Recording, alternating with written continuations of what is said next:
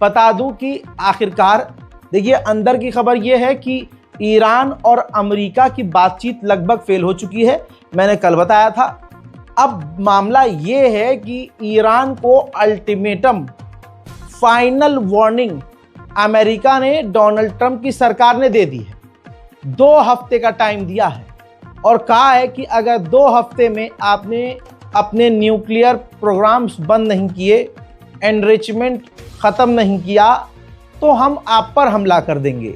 जी हाँ, ईरान पर सीधा हमला करने के लिए डायरेक्ट ईरान को अमेरिका ने अल्टीमेटम दे दिया है। एक्सपर्ट की माने तो वो 2 हफ्ते से पहले भी हमला कर सकता है। 2 हफ्ते के लिए तो उसने कह ही दिया है। लगभग बातचीत फेल हो चुकी है और ये भी हमने पहले बोल दिया था, ये मेरा अंदाज़ा था कि रमज़ानुल मुबारक में ही बेहतर वो वक्त समझेगा अमेरिका ईरान पर, जिस पर हमला किया जा सके।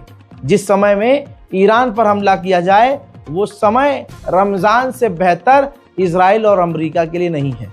तो अंदर खाने की खबर ये है कि अमेरिका ने फाइनल वार्निंग दे दी है, वो भी सीधा अटैक की कि हमारी बात मानो वरना हम 2 हफ्ते में तुम पर हमला कर देंगे। वहीं डोनाल्ड ट्रंप ने ब्रिटेन से कह दिया है डियागो गार्सिया, ये जो आइलैंड है ये मॉरिशस को वापस ना लौटाएं, इस पर कब्जा जारी रखो, क्योंकि हो सकता है कि ईरान से जब डील ना हो तो इस आइलैंड की हमें सबसे ज़्यादा ज़रूरत पड़े ईरान पर हमला करने के लिए। हजरात, अमेरिका के कांग्रेस पार्लियामेंट के जो मेंबर्स हैं वो विरोध कर रहे हैं, बल्कि एक कांग्रेस वुमन है वो लिख रही हैं, क्या हम लोगों से, कांग्रेस मेंबर से ईरान पर हमला करने के लिए या ईरान से जंग करने के लिए हमसे पूछा गया है?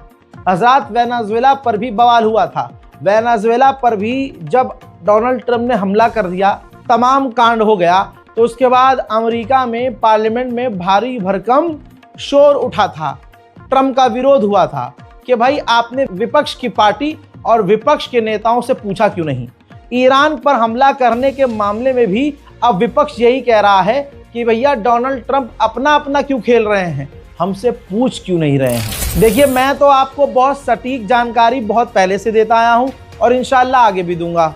मैंने अभी 3 दिन पहले कहा था कि देखिए हालात और बिगड़ने वाले हैं, और आज फिर से कह रहा हूं कि कभी भी कुछ भी हो सकता है, क्योंकि जैसे ही अमेरिका ने ईरान को 2 हफ्ते का अल्टीमेटम दिया है और अटैक करने को कह दिया है, हजरात, इलाके में, मिडिल ईस्ट में तेल के दाम और सोने के दाम बढ़ चुके हैं और लगातार ये बढ़ रहे हैं। मैंने आपको कल बताया था कि गल्फ वॉर में इतनी फौज तैनात की थी अमेरिका ने आखिरी बार जितनी फौज अब भेजी है। अब अमेरिकी ऑफिशियल ने पता है क्या कहा है कि जो हमने फौज भेजी है, जो हम अपनी नेवी भेजी है, एयरक्राफ्ट कैरियर भेजे हैं, वो बैठने के लिए नहीं भेजे हैं बल्कि जंग करने के लिए भेजे हैं। दोस्तों, कहने का मतलब ये है कि हालात और बिगड़ रहे हैं और ईरान से कभी भी जंग की शुरुआत हो सकती है। अभी 2-3 दिन में ये खबर भी आ जाएगी कि अमेरिका ने गल्फ वॉर में भी इतने हथियार और फाइटर जेट तैनात नहीं किए, और जितनी बड़ी ताकत सिर्फ ईरान के खिलाफ अमेरिका तैनात कर रहा है। ज़रा ये मिडिल ईस्ट से ओरिजिनल तस्वीरें देखिए जो आसमान में उड़ते हुए जहाज़ों और टैंकर की ली गई है। भाई F-15 दर्जनों की तादाद में F-15 मिडिल ईस्ट में आगे बढ़ते हुए नजर आ रहे हैं। लगातार अमेरिका अपने फाइटर जेट मिडिल ईस्ट में भेज रहा है। उधर मेरे दोस्तों, इजराइल को भी क्लियर हो गया है कि अमेरिका हमला करने वाला है ईरान पर, और ईरान और अमेरिका की ये जंग हफ्तों तक चलेगी।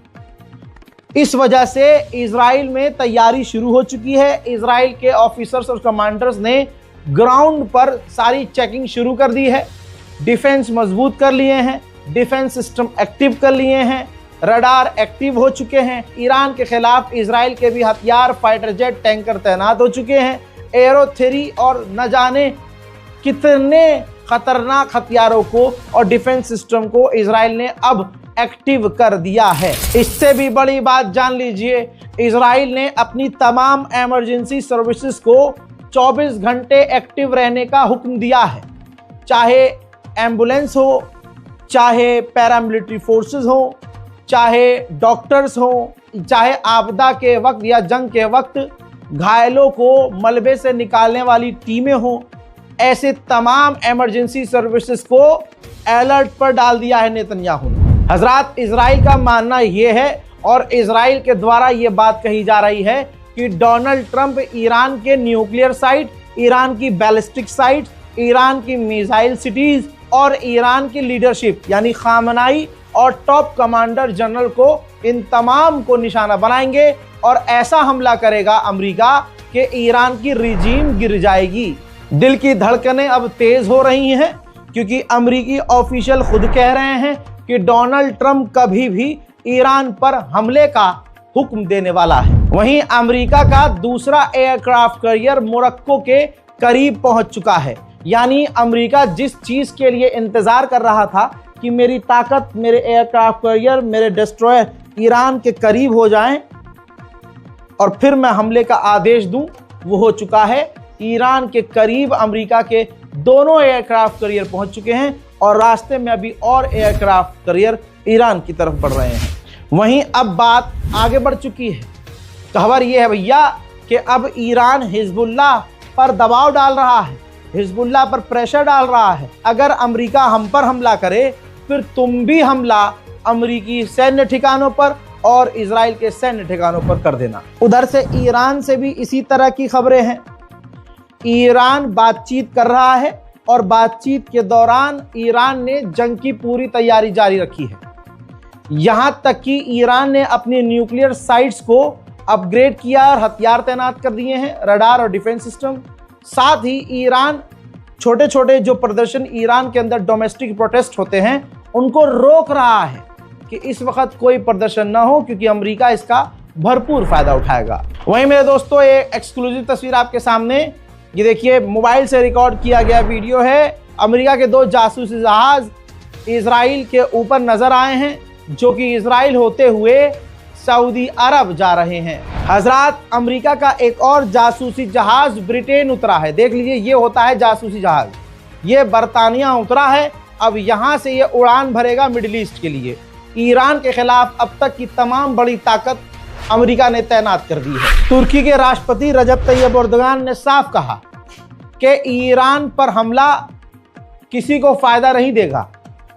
मैंने तमाम पार्टी से कहा है कि हम यानी तुर्की ईरान पर हमले के सख्त खिलाफ है। वहीं ईरान पहुंच चुकी है रशियन नेवी। अल्लाह अकबर, रशियन नेवी ईरान पहुंच चुकी है। तस्वीर आपके सामने, ईरान के समुद्र में रशियन नेवी और उधर से चीन की भी नेवी आ रही है। ऐलान तो किया गया है, यानी रूस, चाइना और ईरान मिलकर मिलिट्री एक्सरसाइज समुद्र में करेंगे।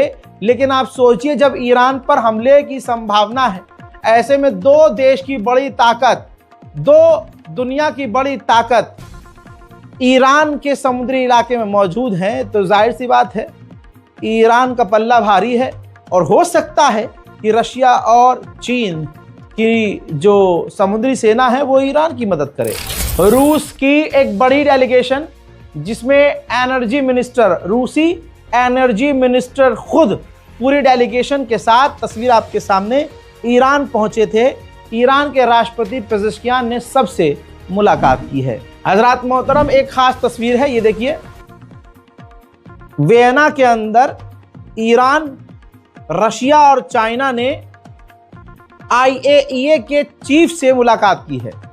कहा जा रहा है कि IAEA के साथ ईरान काम करने के लिए तैयार है अपनी शर्तों पर, और अपने तनाव को जो IAEA के साथ है कम करने की ईरान कोशिश कर रहा है। अमेरिका के और भारी भरकम दर्जनों की तादाद में फिर से कई टैंकर ईरान के खिलाफ मिडिल ईस्ट पहुंचे हैं और उतरे हैं। लास्ट हमले में ईरान पर जो हमला अमेरिका ने किया और जिससे नुकसान हुआ ईरान का, जो डैमेज हुआ था, सैटेलाइट इमेज में देखा जा रहा है कि इन तमाम बुरे हालात में भी ईरान उस डैमेज साइट्स को अपग्रेड कर रहा है और अपनी तमाम उन नुकसान हुई जगहों को लगातार रिपेयर कर रहा है। ईरान के नेवी चीफ के ऑफिसर ने कह दिया है कि अमेरिका ने इतनी भारी तादाद में जो अपनी जो नौसेना समुद्र में तैनात की है, ये अनजस्टिफाइड है, इसका कोई जस्टिफिकेशन नहीं है।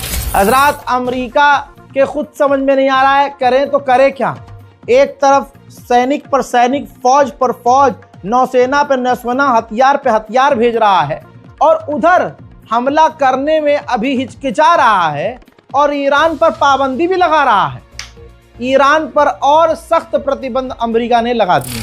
रिपोर्ट यह है कि ईरान अपने कुछ इलाके के एयर स्पेस को फिर से बंद कर रहा है और कुछ इलाके को, समुद्री इलाके को ब्लॉक कर रहा है। कहा जा रहा है कि ईरान ड्रिल करने की तैयारी में है। ईरान ने अपने ही समुद्री इलाके को ब्लॉक किया हुआ है, समुद्री रास्ते को ब्लॉक किया क्योंकि आगे उसे ड्रिल करनी है। ऐसे में तस्वीर देखिए, समुद्र में ये कई सारे दुनिया भर के ऑयल टैंकर हैं जो स्ट्रेट ऑफ हॉर्मूज का इलाका इस्तेमाल करके दूसरे इलाके में, दुनिया के दूसरे छोर में ये तेल जाते हैं। ईरान ने वो रास्ता हल्का सा बंद क्या कर दिया भाई, स्ट्रेट ऑफ हॉर्मूज में लंबी कतार टैंकरों के लग चुकी है। देख हजरात, इसी रिपोर्ट के साथ साथ ईरान की तमाम जानकारी एक ही वीडियो के अंदर मैंने दी। इस रिपोर्ट को शेयर कीजिएगा, अपनी राय कमेंट सेक्शन में जरूर लिखिएगा। दुआओं में याद रखिएगा।